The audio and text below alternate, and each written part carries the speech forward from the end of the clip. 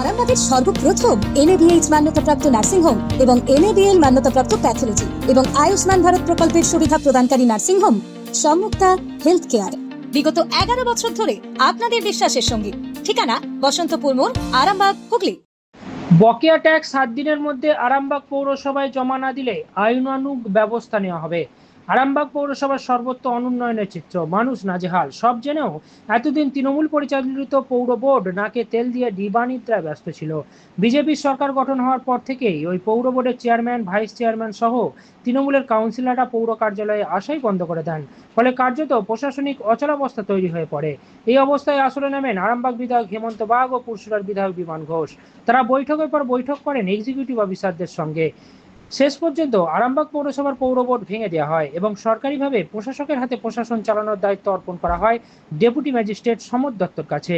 এরপরই আজ জরুরি ভিত্তিতে পৌর কার্যালয়ে এক বৈঠক শেষে সাংবাদিকদের মুখোমুখি হয়ে উপরিউক্ত বিধায়কদ্বয় পরিষ্কার জানান, আরামবাগ পৌরসভার ক্যাজুয়াল কর্মীদের বকেয়া বেতন ও এলাকার রাস্তা সহ একাধিক বিষয়ের উন্নয়ন করতে হলে অনাদায়ী পাওনা আদায় করাটা খুব জরুরি। তারা ইতিমধ্যেই বেশ কয়েকটি প্রতিষ্ঠানের তালিকা সংগ্রহ করে তাদের বকেয়া ট্যাক্স 7 দিনের মধ্যে আরামবাগ পৌরসভায় জমা দিতে নির্দেশ দিয়েছেন।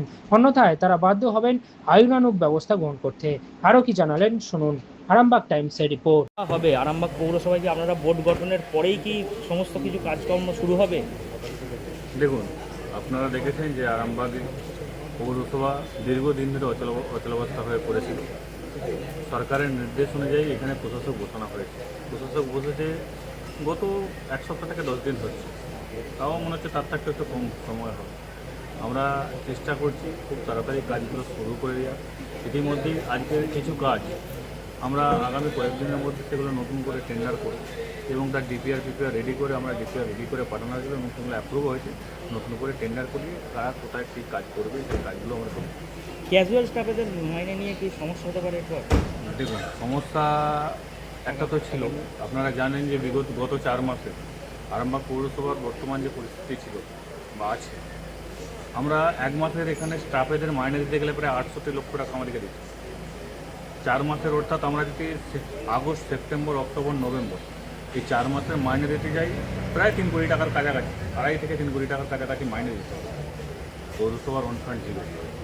আমি জানি না কী করে এইগুলো করে আরামবাগ, যেখানে একটা হুগলি জেলার মধ্যে সবথেকে বড় পৌরসভা এবং ভালো পৌরসভা আরামবাগ পৌরসভা, যেখানে একটা এখানে ট্যাক্স থেকে আরম্ভ করে বিভিন্ন ডিপার্টমেন্ট থেকে আরম্ভ করে এখানে টাকা জমা, ভালো টাকা, মোটা অঙ্কের টাকা জমা হওয়ার পর সেখানে ওটা দীর্ঘদিন ধরে আজকে আমরা যে বিষয় নিয়ে আজকে মিটিংয়ে এখানে বসেছিলাম, আরামবাগ পৌরসভার মধ্যে প্রায় এমন 10 জন ব্যক্তি আছে, 10টা বিশেষ প্রপার্টি আছে যেখান থেকে পৌরসভার একটা মাসিক ইনকাম হয়। সেই মাসিক ইনকাম থেকে দেখা যাচ্ছে যে দীর্ঘদিন ধরে তারা কয়েক বছরের পর বছর টাকা দেয়নি, পৌরসভায় টাকা জমা করেনি, যেটা পৌরসভার ইনকাম, যেটা পৌরসভার আয়, যেখান থেকে সাধারণ মানুষের উন্নয়নের জন্য এখান থেকে টাকা খরচা করা হয়। তার মধ্যে আরামবাগ বাস স্ট্যান্ড আছে, বিভিন্ন জায়গায় পার্কিং আছে, করুণা মার্কেট, করুণার যে আমাদের অ্যাপেক্স আছে, এই অ্যাপেক্স অর্থাৎ এক একটা ব্যক্তির কাছ থেকে উল্লেখ করলে, যেমন অ্যাপেক্স যে আছে ওনার কাছ থেকে 55 লক্ষ টাকা বাকি। বিগত সরকার যারা ছিল, বুঝতে তারা কেন এইগুলোর দায়িত্ব নেয় না আমার কিছু মাথায়। কীভাবে ব্যবস্থা আমরা তাদেরকে চাপ দিয়েছিলাম। গত 7 তারিখে আমরা নোটিশ করেছিলাম, প্রশাসককে বসিয়ে নোটিশ করে দিয়েছিলাম আপনি 3 দিনের মাথায় নোটিশ করান। 10 তারিখে আপনারা যে আরামবাগ পৌরসভায় যাদের কাছ থেকে যে আমরা টাকা পাবো সেই তারিখে ডাক করান। 10 তারিখে তাদের 10 জনকে ডাক করানো হয়েছিল, তার মধ্যে 3 জন এসেছে, অলরেডি 2 জন টাকা দিয়ে গেছে, 1 জন দিয়ে যায়নি। আমরা ঠিক করেছি আগামী 1 সপ্তাহের মধ্যে তাদেরকে আমরা নোটিশ করাবো। নোটিশের মধ্যে টাকা দিতে হবে, 1 সপ্তাহের মধ্যে টাকা দিতে না দেয় পরবর্তী ক্ষেত্রে আমরা আইনগত ব্যবস্থা নেবো তাদের। ধরুন, মিউনিসিপ্যালিটিতে বেশ কিছু গুরুত্বপূর্ণ বিষয় আছে। জানেন যে এখন কোনো বোর্ড নেই, অ্যাডমিনিস্ট্রেটর নিয়োগ হয়ে গেছেন, আমারও অ্যাডমিনিস্ট্রেটর আছে। তা আমরা 2 জন এমএলএ এসেছিলাম এখানে। মূল যেটা বিষয়, মিউনিসিপ্যালিটিতে প্রচুর টাকা বাকি আছে, কেউ বাস স্ট্যান্ডে, কেউ পার্কিংয়ে, বিভিন্নভাবে। তাদেরকে ডাকা হয়েছিল, তাদের টাকা 7 দিনের মধ্যে দিতে হবে সেটা বলে দেওয়া হয়েছে। এক, দ্বিতীয় হচ্ছে অনেক ট্যাক্স বাকি আছে, প্রায় 5 কোটির উপর ট্যাক্স বাকি আছে। তো সবাইকে চিঠি করা হচ্ছে, জমা করতে হবে। কারণ আমি আরামবাগ মিউনিসিপ্যালিটিস সকল সাধারণ মানুষের উদ্দেশ্যে একটা কথা বলতে চাই, যে যদি আপনারা মিউনিসিপ্যালিটি উন্নতি চাইছেন, উন্নতি করতে গেলে আপনাদেরকেও এগিয়ে আসতে হবে। আপনাদের যে বকেয়া টাকা ট্যাক্স, এটা সরকারের কাছে আসতে হবে। ডেভেলপমেন্ট হবে কি করে? আপনাদেরকে এগিয়ে আসতে হবে। যার যেখানে মিউনিসিপ্যালিটিতে প্রয়োজনীয় অর্থ বাকি আছে। মিডিয়ার মাধ্যমে আপনাদের কাছে রিকোয়েস্ট করছি, আপনারা সেই অর্থ আগামী 7 থেকে 10 দিনের মধ্যে মিউনিসিপ্যালিটি জমা করুন। নইলে আপনি বলছেন রাস্তা নেই, কি নেই, ও নেই, ও নেই, আর আপনারা নিজেরা যদি এরকম করেন তো কী করে হবে? তো করা উচিত। তো সেই বিষয়ে আলোচনা চর্চা আজকে হয়েছে।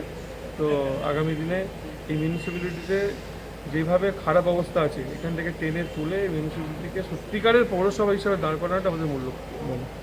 এটা অসমর্থিত সূত্রেরই খবর পাওয়া যাচ্ছে এবং বিভিন্ন জায়গায় আমরা বক্তব্য তুলতে গেছি, তারা বক্তব্য দিতে চাইছে না। কি খবরটা হচ্ছে নাকি সাবমার্সেল বসানোকে কেন্দ্র করে বিজেপির কিছু নেতারা নাকি টাকা তুলছে, হাজার হাজার টাকা, প্রায় 10,000 টাকার মতো। তো সেই বিষয়ে যখন তারা আমরা বক্তব্য নিতে চাই, তারা বলছে আমরা ভয়ে আমরা পুলিশের কাছে চাইছি না, বা আমরা আপনাদের কাছেও বক্তব্য রাখবো না যদি কিছু জীবন সংকট মাধ্যমে সেটা নিয়ে কি বলবেন? মিডিয়ার মাধ্যমে আমি বলছি, যদি এরকম কোনো অভিযোগ থাকে তারা লিখিত আকারে জমা করুন, যেই হোক তার বিরুদ্ধে ব্যবস্থা হবে। সাবমার্সেল বসানোর নিয়মটা কি আছে কিছু বলুন? 5 হর্স পাওয়ারের কমে হলে কোথাও কোনো অর্থ দেওয়ার প্রয়োজন নেই, মিউনিসিপ্যালিটির নিয়ম নেই। 5 হর্স পাওয়ারের বেশি হলে তখন মিউনিসিপ্যালিটিতে একটা ট্যাক্স জমা করতে হবে, পয়সা জমা করতে হবে, এটা নিয়ম। আর এই নিয়মের বাইরে যে বা যারা যাবে, যারা এটা করবে, তাদের বিরুদ্ধে নির্দিষ্টভাবে, যদি আমাদের পার্টিকে হয় দলগতভাবে ব্যবস্থা হবে, আইনগতভাবে ব্যবস্থা হবে, সব ধরনের হবে। মানুষ এখানেতে উন্নতি সাধনের জন্য আমরা এসেছি, সেটাই মুখ্যমন্ত্রী বলেছে, কাউকে রেয়াত করা হবে না। আপনাদের মাধ্যমে বলছি, যদি কোনো সাধারণ মানুষের উপর এরকম হয়ে থাকে, আপনারা নির্দিষ্টভাবে অভিযোগ জমা করুন। অভিযোগ আমরা খতিয়ে দেখবো, অভিযোগ সত্যতা প্রমাণ হলে তার এগেইনস্টে ব্যবস্থা। নাম প্রকাশ করতে অনিচ্ছুক তার কি ভয় আউট ভরসাহীন মুখ্যমন্ত্রী বলে থাকে। আমি তো ভরসা দিচ্ছি, আমরা তো ভরসা দিচ্ছি যে আপনি বলুন, নাম বলুন, আপনাকে কোনো ভয় পাওয়ার দরকার নেই। সরকার বদল হয়েছে, নাম বলুন, কোনো ভয় পাওয়ার দরকার নেই। তারা বলছে বিগত দিনের সরকারে 15,000-20,000 টাকা নিত, রসিদ দিত, কিন্তু এখন পৌরসভার নাম করে তারা টাকা তুলছে।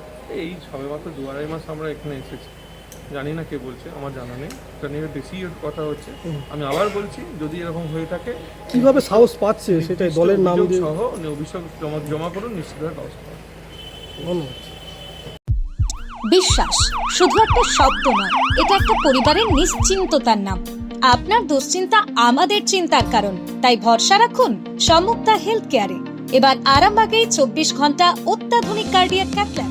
জ্যোতিষ জগতে অদ্বিতীয় ডক্টর অঞ্জন শাস্ত্রী, আপনার উজ্জ্বল ভবিষ্যতের একমাত্র দিশারি। Call for booking 7477886099 or log in www.anjanshastri.com। Download করুন আমাদের exclusive mobile app astro Anjan.